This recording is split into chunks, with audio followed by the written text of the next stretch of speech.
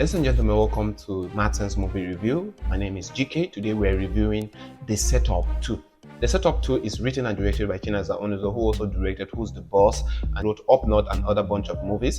Its first part, The Setup 1, was released in 2019 and directed by Ni Akimolayan. The movie is produced by Inkboard and was shot in two countries, Nigeria and Benin. The cast of this movie includes Adesoa, who acted the Chike character, Stanenze, who acted the Obiora character, Nancy Isime, who acted Usi, the bossy lady the terrorist in the movie. We have Kate Henshaw, who acted Teju character, who is the director of DOS. Then we have Chris Attor, who acted the Eugene character, Kende Bankole, who acted Grace, that's Pelumi's mother.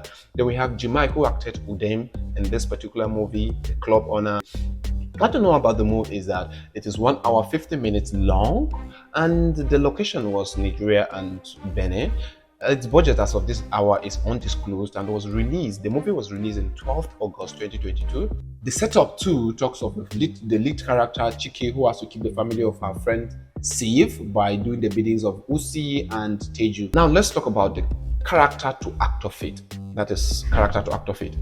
Kehinde brought in her A game in the drama through the character Grace. Yeah, she did well. Chris Atto also had a good presentation of Eugene character. Kate Henshaw brought in, I can say it's a copy and paste from her character from Blood Sisters, because she actually played the bossy lady in this character of Teju as director of DOS. And other characters, they all brought in their A game. However, some characters did not match their role.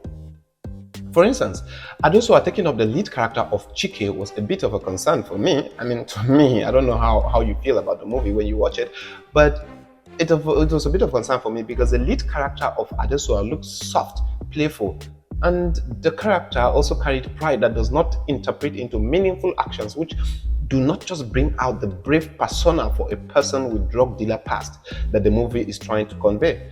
But overall, Adesoa tried her best. She blended into the shots, into the character, and she did her best. Nancy Isime brought in her A game, upping her game from Blood Sisters' brave friend to this movie as the tactical and intelligent terrorist. Can I say Justice League as they put it? But in all, actors brought in their best to suit into their characters. Maybe some other things that we saw that did not go well was maybe the oversight of the director and the writer Chinyaza. However, the actors actually put in their best in this movie. Performance and possibility, the believability of the performance of the actors. Let's look at that perspective. The child, Pelumi does not even like Kehinde. I can say, because looking at when the child was kidnapped, when Pelumi was kidnapped by Usi, at least if the child would have cried a little, it would have shown the displeasure, the displeasance of the child being taken away from her mother, but it didn't show anything. Perhaps a little cry from Pelumi, the child, when she's been taken away, and a smile when she sees the mother, when she was returned back to the mother after the kidnap, would have gone a long way to show us that there's a bit of a connection between the child and the mother, right? Another thing is the fight scenes of Grace and Usi's guard when they came in to take Pelumi. It was not just believable. You could see some punches that were not just aimed at the person, they were just aiming high above the head, which means, could it be that they didn't train for this? It's not believable for me. For me, I don't know how you think about the movie, but for me, it's not believable. In general, the director tried her best, I can say, but the fight scenes weren't believable.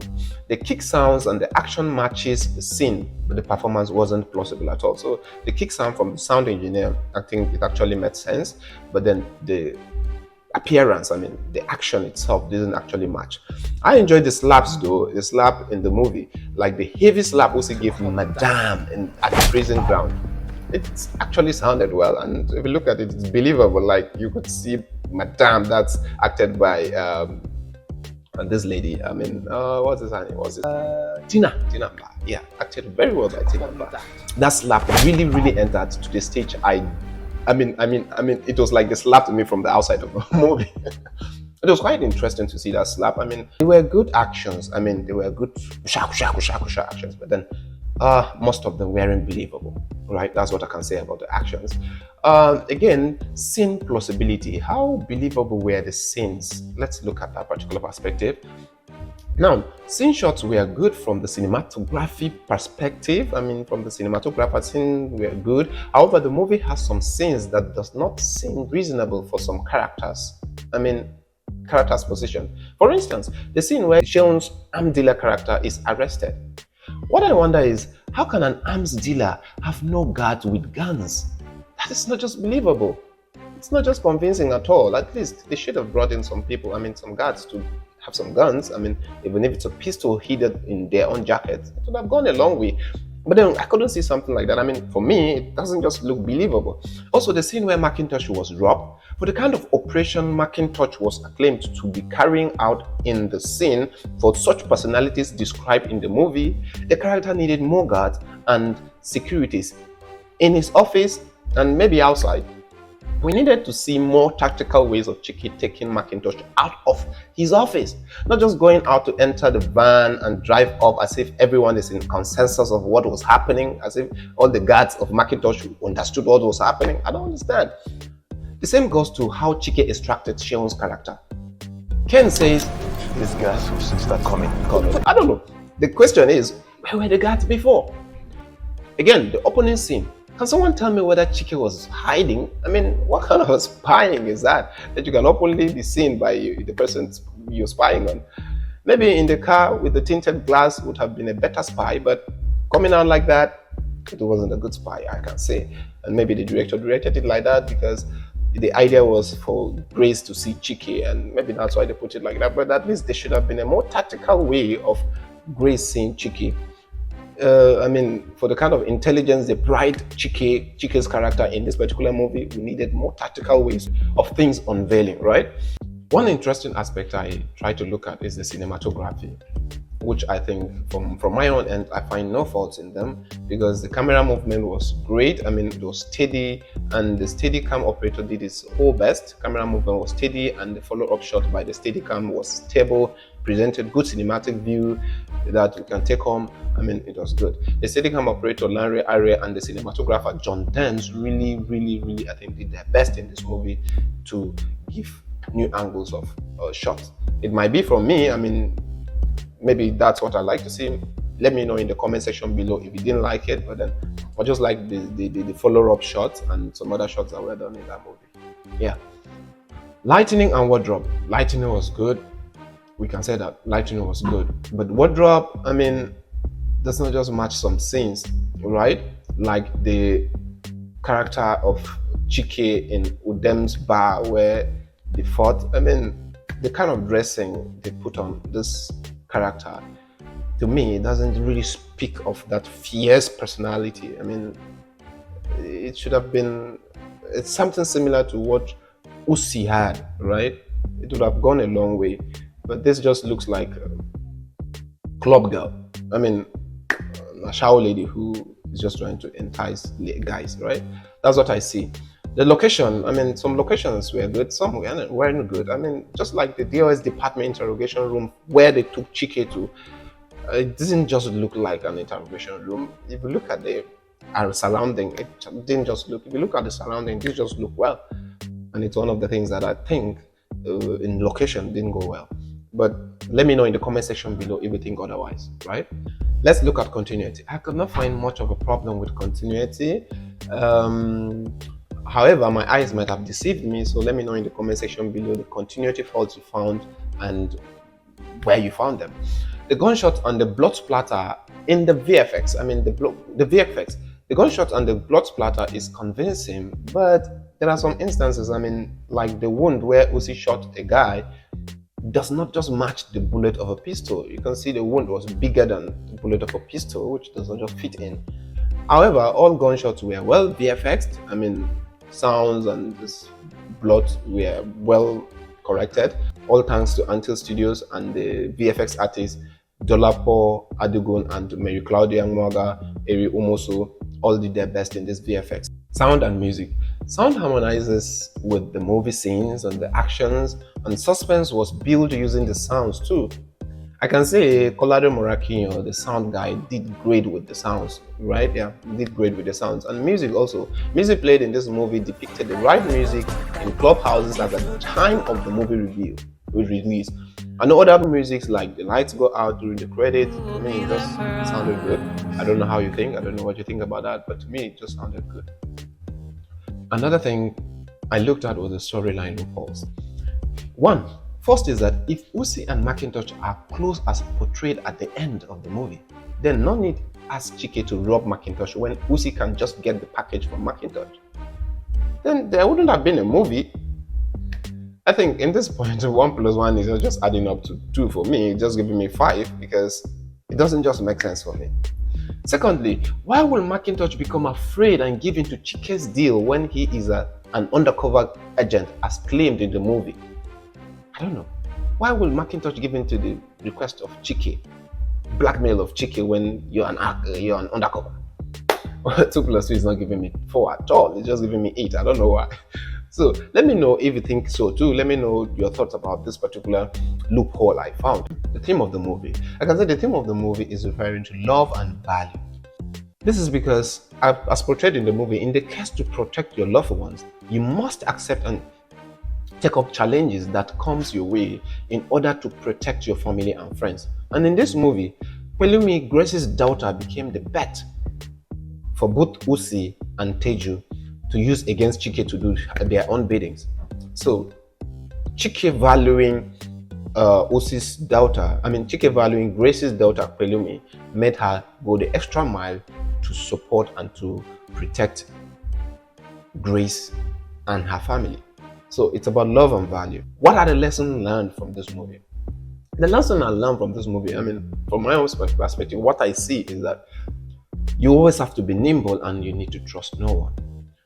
Knowing fully well that there are betrayals and setups in this life, you should be ready for any challenge that comes your way and your loved one's way so that you can be able to help them. Be nimble and trust no one. That's what they're trying to tell us because the world is full of setups and blackmail. So we should be on our feet, be proactive, and always trust no one and try as much as possible to always defend your loved ones. That's just what the movie is trying to say. That's what I learned in this particular movie. Okay, let's look at real Niger mindset, right? There's a saying where they say Chike refused to take $5 million. I don't want anything from him. $5 million. I don't understand. $5 million. Really? Where are my Niger babes? Let's go arrest this girl. She has just released an hate speech. Yes, $5 million. Okay, let's just be real. Based on the kind of character she played, based on the character of Chike, not having a car and no established comfortable living, the character needed the $5 million in this particular movie. That's a simple truth. That's what I think. The character needed the $5 million because we did not see an establishment of a comfortable living from the character. We did not see an owned car. She's been carried up and down by Stan Enze, who acted the Obiora character. So there's no establishment of good living. I think in a real world, any other person with that kind of a character, any other person with that kind of a situation will jump on this $5 million. Anyways, that's just my thinking. I know by now Banky would be like, you should have collected that $5 million in that movie. Maybe it will come out to be reality. I'm just saying, but really, $5 million for that kind of a character, she needed it. So, in all of this, both the good and the bad aspect of this movie, what am I rating it? I rate it 4/6. As you see in the screen here, 4/6 is good. It's good, but there are some flaws that are in the movie that needed some tech-ups. And let's look at it. Its good side is the cinematic view. Its good side is the cinematic view and the good sounds and VFX that was put in, good lighting. However, its downside is that in the actions and the performance, they lack the plausibility, they lack the believability. You could not just say that's a real fight. We would have loved to see the real fight that we could say this is reality. Like in the movies like Omogeto the Saga, where they had to train for some time and before they went into the scene and the scene were believable. This movie we needed to have seen that particular aspect since they were trying to transform from their setup aspect of the setup 1 to an action movie, in this particular the setup 2. I think we needed to have seen more of actions that were believable. Yeah, believable, right? We needed to have seen that. Storyline also loopholes, just like I made mention. Storyline loopholes brought in their own problem, which made it to the rating of 4. And poor location, just like I made mention. The director of security's office for the interrogation didn't just look nice, it just looks like a person's apartment, right?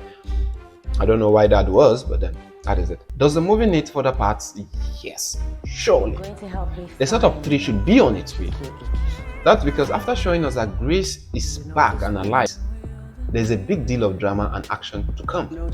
If they finally pull it off with the setup 3, it will now be the real Blood Sisters. I mean, original Blood Sisters of Genevieve Naji and Omotola, not the Blood Sisters of Nancy Iseme and Inidima. Let's keep our eyes ready to see what Chinaza and Inkbot brings to us. However, whatever they're bringing to us, please put in mind that we need kusha, we need actions. We need believable actions. I mean, the setup 1 did better in the cinemas than the setup 2, which I think it's basically because of the poor performance of the actions. The setup 3 should give us more of believable actions, because that's what we look forward to see. And if they say the setup, let's see the real setup, and let's see the checkmate of storylines. Let it not be conflicting, and let us see that there are believable characters, right? Like the flaws we saw in this one should be taken into consideration, and let's see a more believable character in the setup 3. Ladies and gentlemen, thank you for being with me. My name is GK. See you on the next movie review.